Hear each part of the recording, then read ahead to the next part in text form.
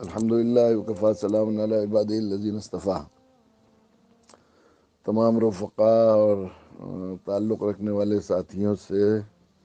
اور مولوی انس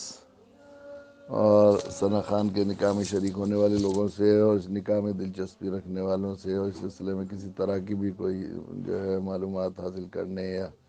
یا غلط فہمی مبتلا لوگوں کے تمام اہل ایمان سے درخواست ہے کہ عزیزی مولوی سید انس بہت زمانے سے الحمدللہ اس حقیر کے رابطے میں ہیں۔ وہ بہت صالح نوجوان ہیں اور وہ ایک ایسے خانوادے سے تعلق ہیں، قاضی حاجی عبدالوہاب صاحب، جو بہت بڑے، کل حضرت مولانا احمد لاڈ صاحب بہت دیر تک ان کے مناقب اور فضائل بیان فرماتے رہے کہ وہ بالکل سابقون الاولون میں تھے، وہ اس کے اور بہت صاحب دل لوگوں میں تھے، اور ان کی نیکی کا اثر ہے کہ ان کی بیٹی بھی جو مولوی انس کی والدہ ہیں بہت ہی اللہ والی خاتون ہیں، ان کے والد بھی بڑے نیک لوگوں میں ہیں۔ یہ عزیزی مولوی انس بھی بہت دعوتی جذبہ اور بڑے فعال دائی ہیں۔ الحمدللہ ان کی دعوتی کوششوں اور اس کی کوششوں کا نتیجہ ہے کہ بہت سے لوگ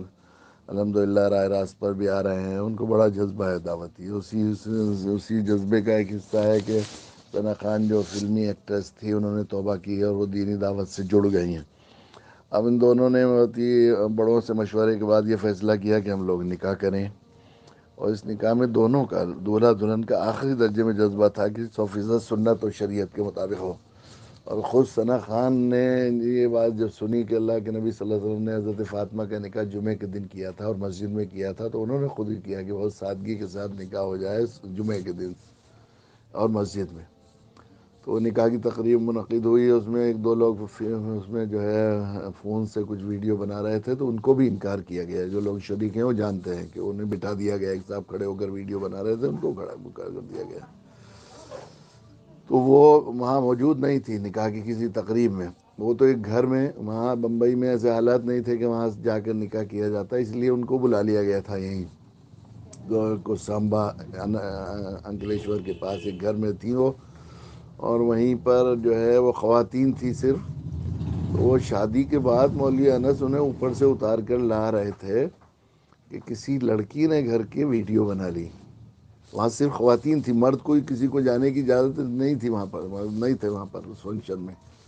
کوئی اتار کے لیا ہے وہاں پر سے، تو اس کا وہ کر لیا اور یہ ویڈیو بھی وائرل کر دی گئی۔ اس کی وجہ سے میں نے معلومات کی